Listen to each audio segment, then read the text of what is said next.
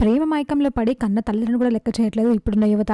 ఎంతో అల్లారు ముద్దుగా గారాబంగా పెంచుకున్న తన కన్న కూతురే ఆ తల్లి పాలట మృత్యువు అవుతుందని ఏ తల్లి ఊహించరు. ఇప్పుడు ప్రేమ అవన్నీ వద్దమ్మా, భవిష్యత్తు పాడవుతుందని చెప్పినందుకు కన్న తల్లిపై కక్ష కట్టిన కూతురు తల్లిని చంపేయాలి అని ప్రియుడితో కలిసి ప్లాన్ వేసి తలపై గాయాలు చేసి మా అమ్మ ఇంకా చనిపోలేదు, మళ్ళీ వచ్చి కొట్రా అంటూ ప్రియుడికి ఫోన్ చేసి కన్న తల్లిని కడతెరిచింది ఒక కూతురు.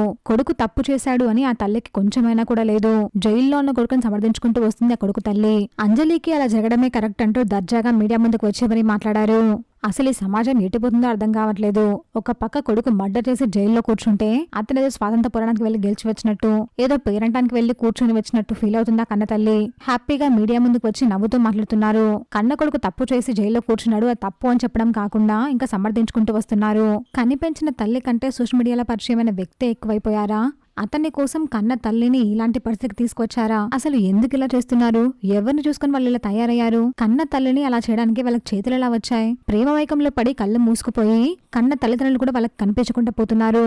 సోషల్ మీడియా ఓపెన్ చేస్తే చాలు ఇలాంటిది రోజు మనం ఏదో ఒకటి వింటూనే ఉంటాం. మరి దీనిపై మీ అభిప్రాయం ఏంటో కమెంట్ చేయండి. Please subscribe my channel friends please.